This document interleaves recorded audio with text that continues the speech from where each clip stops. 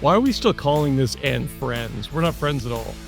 Oh, well, shit. Well, our new friends are friends. Maybe You I'm guys the are friend. I sold vacuum cleaners door to door at 17. Woof. So I'm knocking on their door at 7:45 in the morning. Mum's rubbing her eyes in her house coat, knocking on the door. Hi, we're giving one of these to all your friends and neighbours, and this one's yours. And it's a lead slip, and I'd get them to fill out their details, go back to the van, take the leads back to the office. They would then call them up, and then we would start doing demos of these vacuums at about 6 o'clock at night and run through to about 10 o'clock. We would be booted out of people's homes at 10 o'clock at night selling these vacuum cleaners.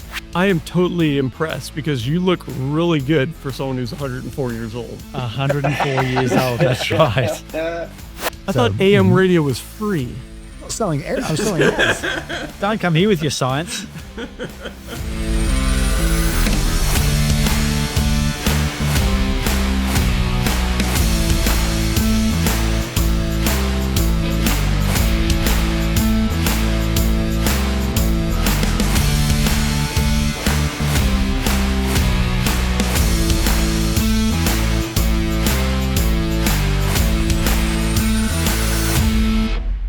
Welcome to another episode of the Cheat Code and Friends podcast. I am Josh Wagner, joined by Sean Kester and Justin Gray. Gentlemen, how are we this fine afternoon? Why are we Howdy. still calling this and friends? We're not friends at all. Oh, well, shit. Well, our new friends are friends. You Maybe guys I'm the are just- friend. Yes, yeah. but We have a new have to friend. bring someone new in to be the friend. Yeah, that's why we bring new people to the show. It's not for I us. get it now. Yeah, we actually just hate each other. We just show up for the show and make it work. But yeah, so our new friend is joining us today, who is the chief strategist at Tech Torque Systems, which I'm sure we'll hear about as the show progresses, and actually the host of the CEO and Salesman podcast.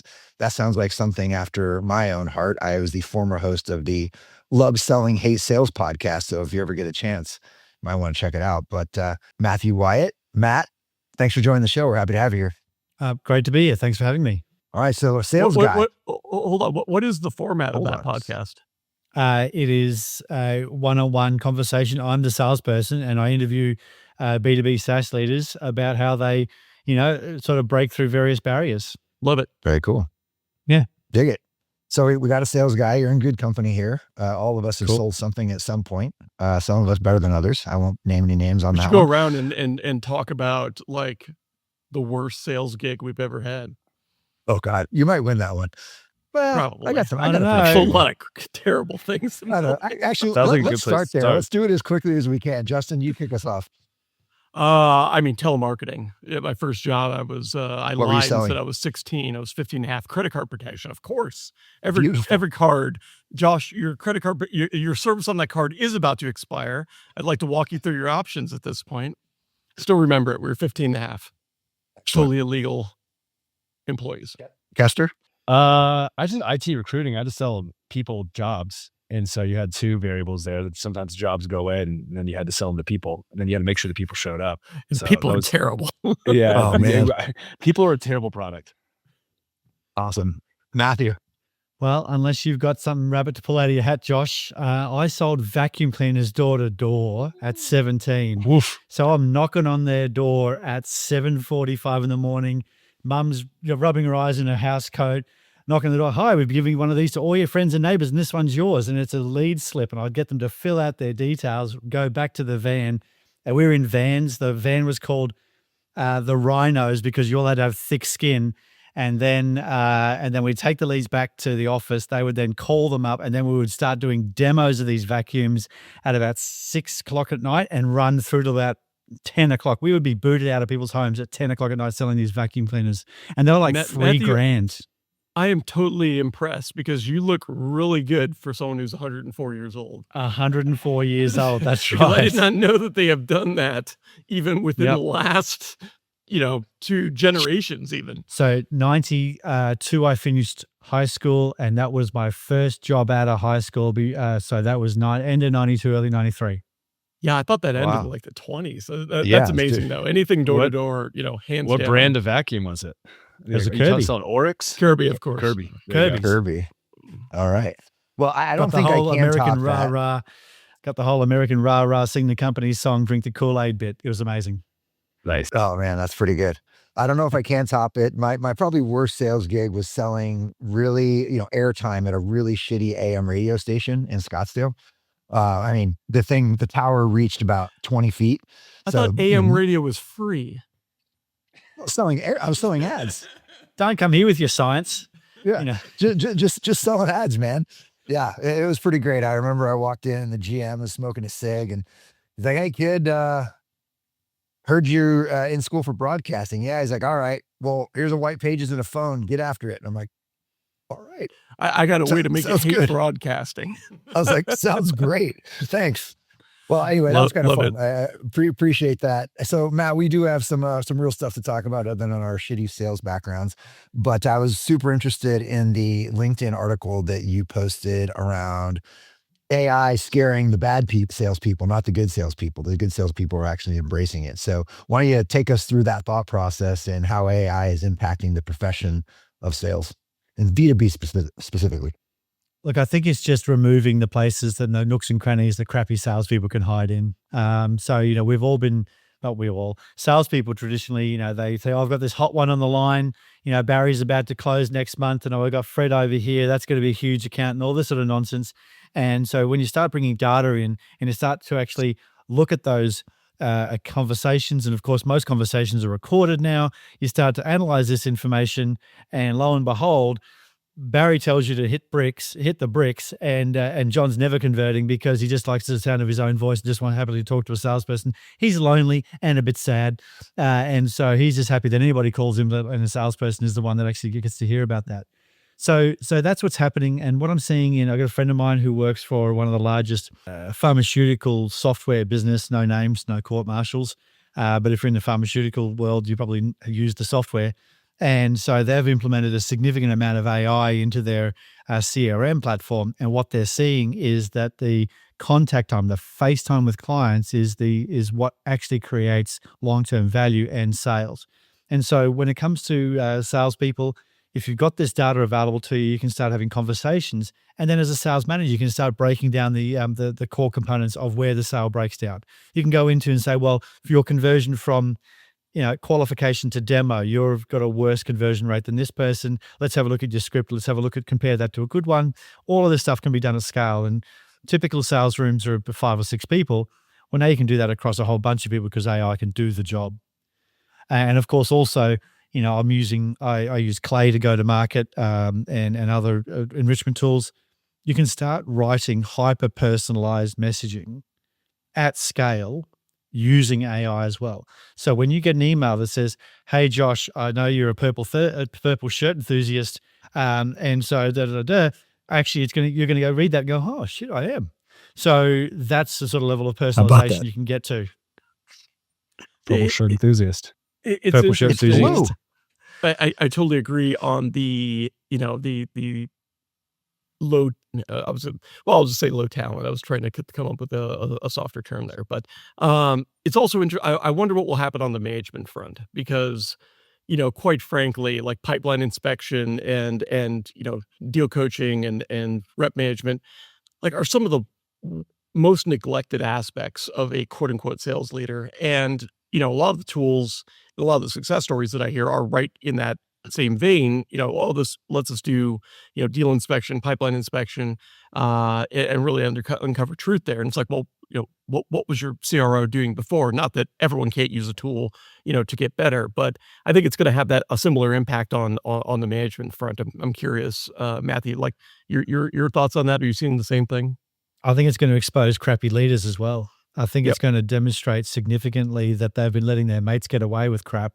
And also it's going to show that there has been very little coaching because coaching is what actually sales leaders should be doing. The problem is that most of us, a lot of businesses that I've seen, they take their best performing salesperson and they give them they deputize them with the tin badge of manager. And these guys are great. Guys and girls are incredibly good individual contributors and they're not built for management. I am an incredible individual contributor. I am a terrible manager. So I literally, I grew my first tech business to 70 people in a couple of countries and all this sort of stuff. That was all great. I literally built out an entire floor above my office level. So I didn't have the 15 hours of got-a-minute meetings that I was subjected to as a manager. So I am not a good manager of people, and I don't pretend to ever have been. So I employ great managers, and their job is to manage. And if they happen to sell, cool. But really, their job is to coach, train, raise the standard, and hold people to that standard. Yeah, the most interesting part of that is I always made the joke, nobody went to school for sales and even less went to school for sales management. So it's like, where do you go? Is this where AI is going to help us unlock something for those frontline managers or even the level above, where it's like, hey, I'm not just going to go off of what I learned from the one guy I thought was good in my career, right? Which is pretty much what we all do. What do you see? What is the opportunity with AI there to help us up level as a management leadership? Well, what you can measure, you can manage. And I know that's a really trite, boring thing to say, and people have said that for 100 years or probably longer. But you can start measuring everything. You can start measuring talk time. You can start, one of the metrics that we had in our sales room was talk time, because it was a pretty blunt instrument. And the joke was, of course, how's your mum going? Because obviously you spent a lot of hours on the phone today. But you can start measuring talk time. You can start measuring how quickly you respond to leads. So you can measure everything. And so that's going to push out into that manager's dashboard, or however he or she wants to have that reported to them.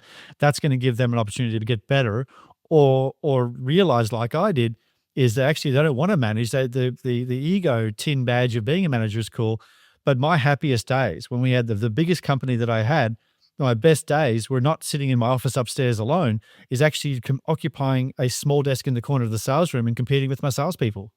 They were my best days. The most fulfilling, most fun, most camaraderie, was doing the job that everybody else was doing. So I actually reported to a manager. I said, you got to hold me accountable like the other people. Yeah, okay, cool. I'm the boss, but also, if I'm in this room, I am a salesperson. You have to manage me as such. So really, I think that sales managers should love AI. The thing is, they've got to measure the appropriate activities. They've got to not measure because sales is we've all heard the stories of sales as a contact sport. Sales is a numbers game, all this boring crap that people talk about. Actually, sales is performance and activity. I can read Macbeth. Broadway's not calling. So, because sales, I can memorize the script of Macbeth. Probably give me some time, but I can memorize that script.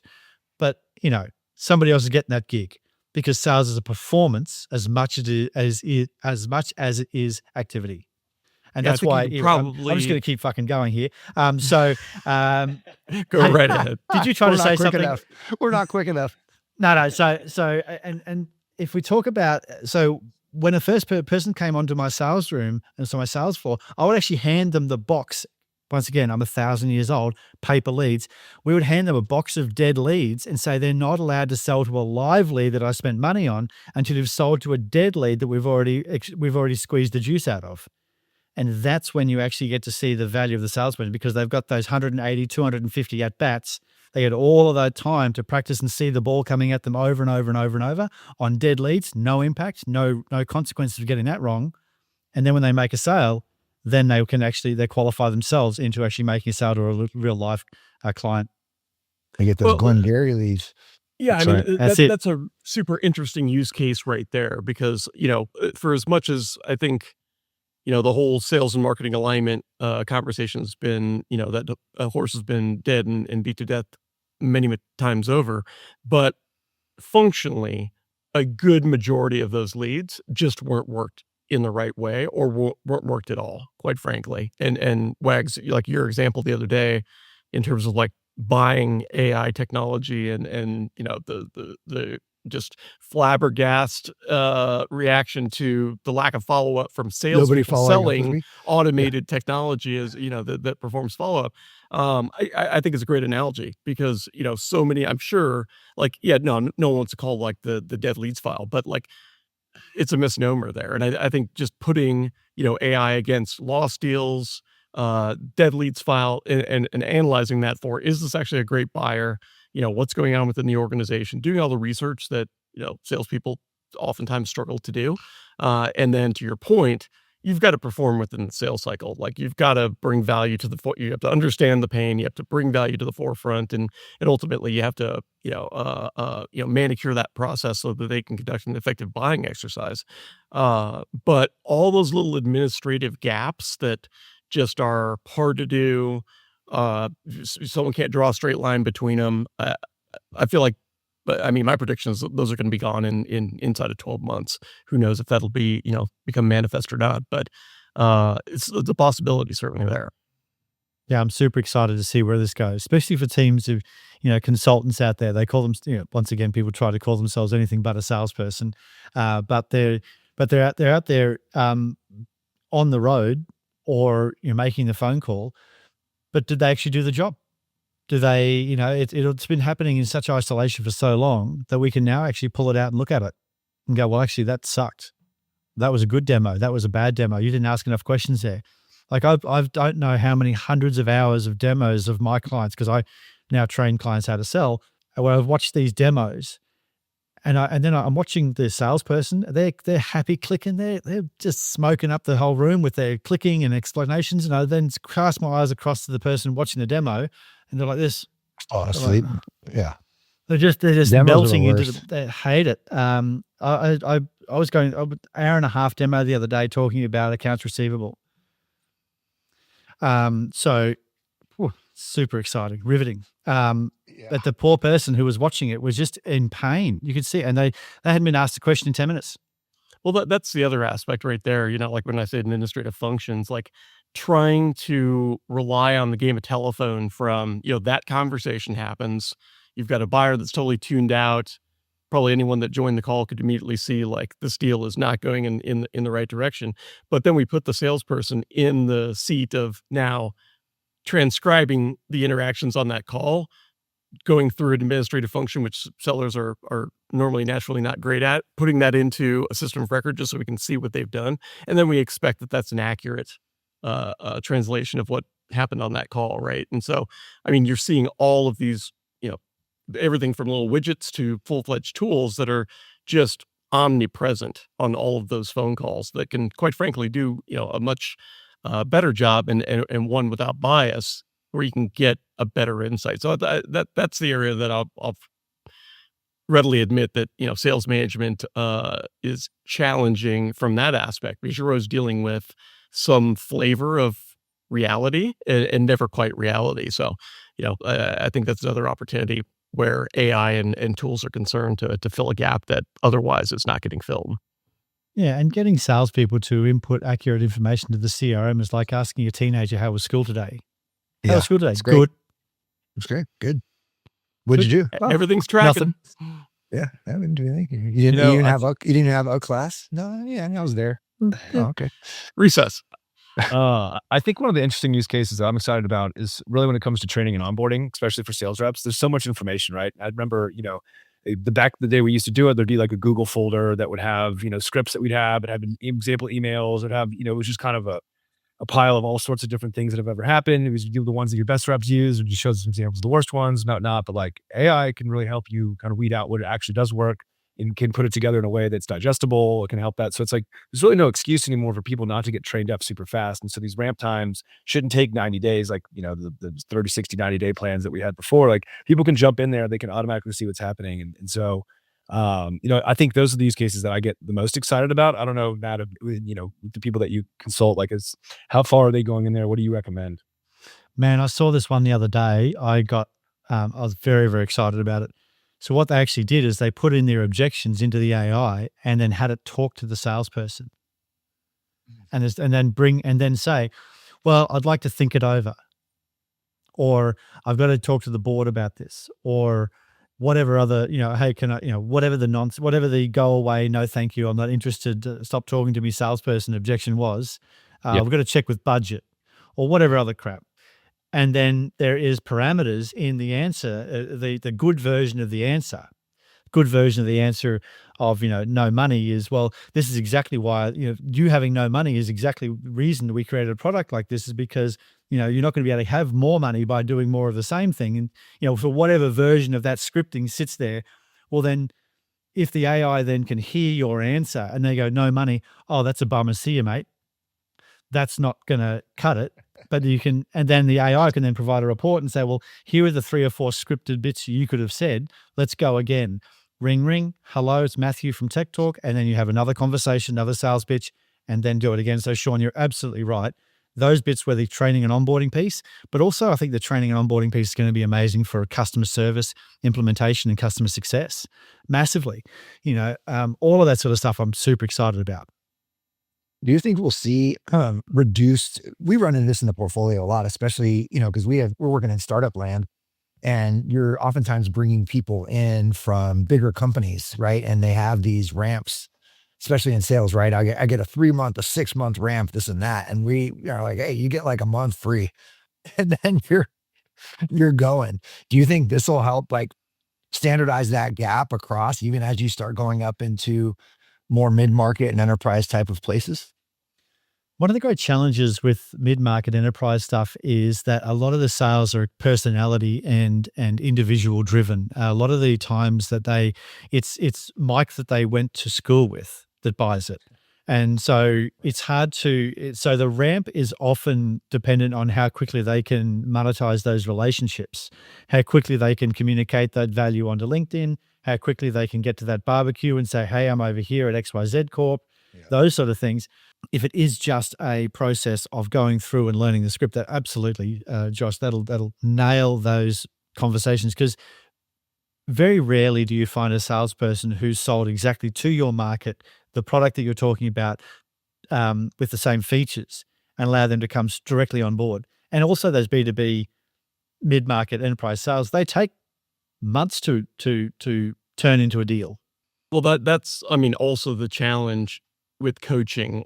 Traditionally you've always been like wishing you had a time machine, because your understanding of everything is in arrears, right? Like whether it's, sitting down on a 101 and, hey, what are you struggling with? Or you're listening to the call recordings, or you're reading transcripts, or you're, doing inspection in CRM, like all that stuff. The best coaching outcome you can have is the next conversation goes well. Like you're never going to be able to go back and be like, well, if you would have said this, the deal would have closed. Like that ship has sailed. And that like real time, actually there's a top of my mind because I just got the notice on it this morning, but like there's a portfolio company of mine through stage 2, not in revenue, called Letter AI, that does just that, right? They like first call to close, but they just got a $40 million Series B today. And like that is their, focus, which is, how do I consume all that information and provide coaching right within the interaction, which, I've never used something like this. This is certainly not a plug for it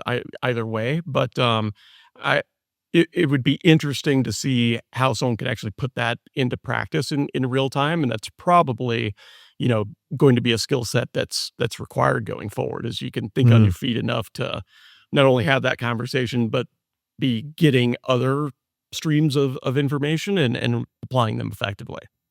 Yeah, a person has to be a very mature seller to be able to, in the midstream of a conversation, take a piece of coaching and implement that. That's a real skill. And we used to do that. I'm reminding everybody that I am 1,000 years old. So we had literally a book of objections and answers, literally a folder, a clipped folder. And I would hear a person talking and I would flip through it and then turn around and go, use this close. I would put the close underneath their nose because they're on a phone still. That right there is the reason why everyone should, because like, why is it only like, I don't want to say lower level, like less sophisticated selling environments that do stuff like that? Because I haven't seen an objection book or a reference in a B2B SaaS environment in forever. But like we had the same thing, like telemarketing, like what is that objection? You got to flip it. You got to find it. You got to keep a talk track going while you're doing that. And then you have to fit that into a conversation. And like little skills like that, I feel like are so critical, because what's the number one trait that we look for in an enterprise seller? The ability to hear a discovery, process information fast, immediately process that. Oh, we just did something similar for someone who's relevant to you. Here's the outcome of that. And while I'm thinking about that, I'm thinking about the next 4 questions I have to ask after that. So those little skill sets that are only taught by doing in those environments. Like I don't know another solution for it other than to find folks that have, participated in a diverse range of selling environments. I really loved it. And we implemented a lot of technology in our businesses over time, but still the paper objection script and book, it's a real thing that lives on the computer and can't be clicked away from. And I train that. I write sales playbooks for tech businesses as part of my job, and I make them print it. Oh yeah, but it's on the computer. That's cool. Print it. Mm-hmm. And then if they still object, I print it for them, bind it, and send it to them. That's awesome. I was curious about we talked a lot, what AI is really good at, and it's relevant to what you were just talking about, in terms of it's so good at doing that initial discovery, right? Like you can get all the research you need at the tip of your fingers, especially if you're in the mid-market or the enterprise, right? Like you don't need to go pouring through 10Ks or this and that. Like Claude or ChatGPT is going to get it for you in probably 20, 30 seconds, right? And it's going to be pretty darn robust. So how are you seeing that change the discovery process for a seller? Because a lot of it you shouldn't have to waste your time on, and you should be able to deliver almost something of value from the beginning and switch that paradigm of just, hey, I'm going to give you a survey that you need to answer for me so I can understand these things. Like, is it required now that you come with a POV day one? The act of asking a question and being interested in somebody's opinion, life, business is an act of service, and the value and the relationship that you can build by being an actual human is significantly more than the data on the page. So the conversation, so even if you know everything about their proclivity to purchasing purple shirts, you still need to be able to ask them what sort of shirts they like to wear and why that's important to them. And, is that the color of your sports team? And, the Patriots are fantastic. I don't know. But whatever it is, and I don't even know if Patriots are purple, to be honest. I've literally been here 6 months. They're not. I was a quick reference pull from the Super Bowl. If you would have pulled out the Suns talking to some Arizona people, you would have had just a huge. I would have nailed it. See, I've so broken close. It's that rapport. research that you didn't do ahead of time. So I've done zero research on this conversation.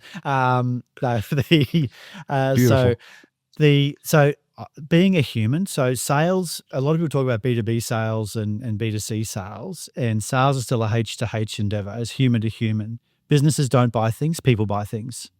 And so you need to understand how the human acts and what their reporting lines are, and how they, in a lot of enterprise and mid-market, actually even larger small businesses, if you're dealing with a middle manager or you're dealing with somebody who's not the owner of the company, better, faster, cheaper is a crappy sales pitch. Because what you should be thinking about is, how does this product make them look good? How does this position them for their next job? And how will, if it does blow up, is there enough evidence in the market, enough content, enough evidence out there that's, even if it does blow up, the board's going to go, you know what, this is still the right decision, or I can see how you made that decision. And so looking good and covering your ass is really how most people buy things anyway. Yeah, it's funny you say that, because I was just having a conversation with a portfolio company today, their salesperson, and he's really good at getting the formal meetings, right? Like he's setting up, bringing buying groups together, doing the pitch, getting different committees and all this kind of stuff. And I said, hey, he does all the research, has the AI tools. How often are you doing like text messages with your champion? And he's just like, probably not very much. Like how many in-between calls are you doing with them to set up this big formal meeting? Right. And he's like, yeah, not very many. And AI can't replace that, right? Like to the point, going all the way back to the beginning of this thing in your article, it's like, it's going to expose the bad people, right? Because all the tools aren't going to make them great salespeople. It's going to help them be more prepared, potentially automate some things, do some things faster, create some velocity. But like the human interaction, to your point, like if you can't hit your enabler up with a text and be like, dude, we're going into this thing, your CEO and CFO are coming, I need to know what they care about, and am I on the right track here? You know what I mean? Like that stuff has to happen, or otherwise the deal's not going to close. 100%. One of my early jobs was selling real estate on the Gold Coast, and I was 18, and so what we would do is we would bring the people in, the leads, and we sit them into a room, and they'd get a presentation, sort of like a timeshare presentation. I'm right? sure. Yeah, there we go. And I was the table guy, right? So I was the young kid who knew nothing, but I'd bring mum and dad average in with their kids and serve them breakfast and listen to the presentation. And we were told to nod along to the presentation that we'd seen and heard 150 times and laugh at all the jokes. Oh, that's just so original. And look across and go, "Oh, yeah."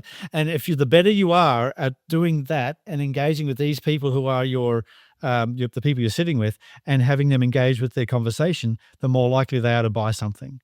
So there's still that human connection that needs to occur and nod along.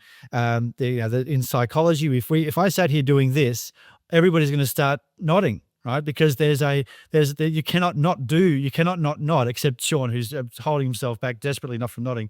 But everybody will start nodding. I was because actually thinking that. You're like, I'm not going to freaking nod. Not this guy's going to make me do it. So there is that human bouncing ball. Does that make sense? Yes, it does. Well, it occurs to me that we're a good fit. What do you think? Are the simplest and nicest closes that I have ever used, and that gives the customer the feeling that they're making their own decision, which typically, if you've done the discovery right, they are. Now, just Josh, once again, thank you for joining my TED Talk, everybody. Is that the value is in the discovery. I genuinely believe that in a lot of sales conversations, the value is in the discovery, because the customer rarely wants to think about the size, length, and breadth of the bruise that their problem is causing them. And so how often does that occur? When does that occur? What is the short-term cost of that problem? What have you done to solve that in the past? What do you think the long-term cost of that problem is? And then the nail on the coffin is, why didn't the last fix actually fix it? Because they're going to give you, in enterprise sales, it's Barry in the warehouse kiboshed it because he got the iPad and then threw it at me. He's going back to his clipboard. The $1 million implementation fell to bits because Barry's having none of it. Yeah. Now you know.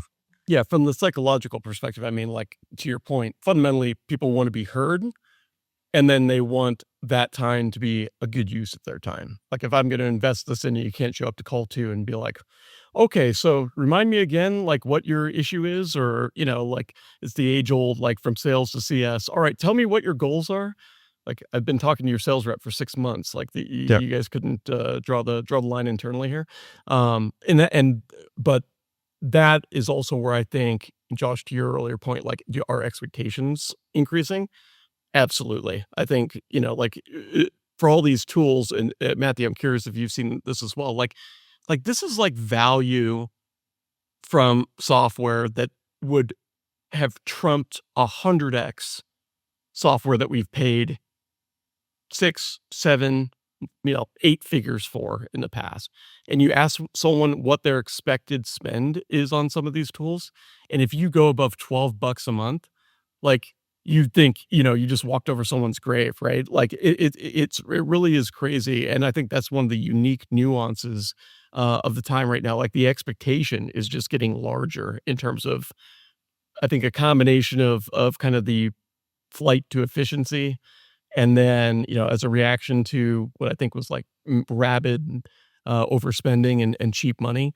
But then also just technology's gotten so good that, like, if X tool is $5 a month, well, then I'm expecting a $100,000 tool, to be 50 times better than that, 100 times better than that. So just interesting how both those aspects, I think, will continue to work together. Humanity and just an overall increase for the production that humans can produce.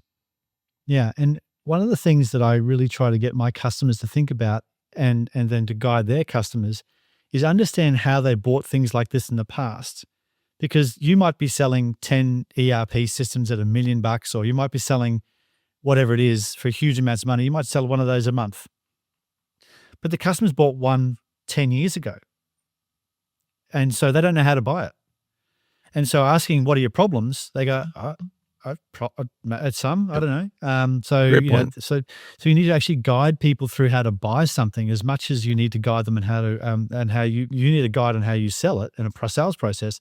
But you need to also guide the customer to how to buy it. Because if they've not bought something like this before in the last 6 months and able to competitively think about your product versus your what else is out there, they're going to get stuck in the "we'll think about it" bucket, and they won't think. Nobody sits down and thinks about it. Let's be honest. Nobody says, darling, dim the lights. I taking the kids out of the room. I have to think about it. Like nobody thinks about it, so Yeah. they operate on gut. And really, is this going to look good if I do buy it? Well, guiding the buyer is so important. I used to all the time. Justin and I had a consulting firm, and for the longest time, we consulted around one piece of technology, right?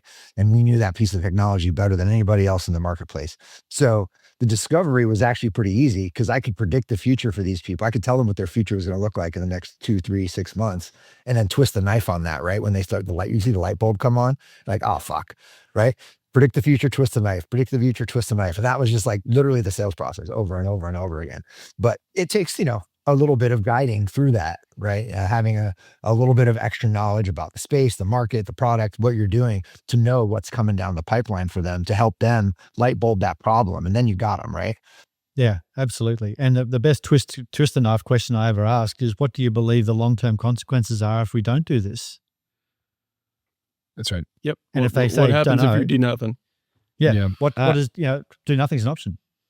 I think it's even more important to guide them, especially now that buyers, using AI are more educated than ever. And so they come in at different parts of the buying process, right? And so I don't think reps oftentimes recognize that they're already 2/3 of the way down and they want to start from the beginning. And then, to the point of like having boring discovery and asking the same stupid questions and, what are your problems? It's like, they're already way down this. They've done their research. They know your competitors. They know the differentiators, right? Like, and you have to guide them around what happens there. Now you might have to take a couple steps back because you need to understand some things in order to be able to make the right decisions on what solutions they need. But I don't think sellers are understanding how AI is also enabling the buyers to be more educated than ever as well. 1,000,000%. Google calls it the messy middle. So people become product, problem, or company aware, and then they go Googling. They go, look, and if you're not publishing content that actually provides value, not just your 6 ways to solve a problem lead magnet that's basically a brochure in disguise, if you actually, you have to provide significant value in the marketplace, they're going to find you. And because back in the day, I started my first tech business in 1999. And so we would put an advert in the newspaper. They would phone us from that advert, so totally different world. But what would happen is a salesperson could tell them about the business, provide testimonials, provide documentation, do demos, build rapport, build an understanding, do all the work and paint this picture, this wonderful future state of which after they own the product, everything will be better and the dog won't bite them anymore and it'll be fantastic, right? So now they become problem, product, or company aware, and then they go Googling. So the marketing now has to do all those jobs of, trust, because the speed in which you can build your business is the speed in which you can build and transfer trust. And that trust typically resides inside your testimonials, your documentation, the value you put out there into the world. So you do all of those things. And now today, salespeople have never been more important for salespeople to be better than ever, because you've really got one crack at this. If you drop the ball on that conversation, you've lost them. Whereas before, you could drop the ball on the conversation, phone and back that answer, and you can continue to rebuild that rapport. If you break rapport, you fail on that call, that's it. You're cooked. So yeah, Google calls it the messy middle. So marketing is doing 90%, 75 to 90% of the work. People already are problem, product, and company aware.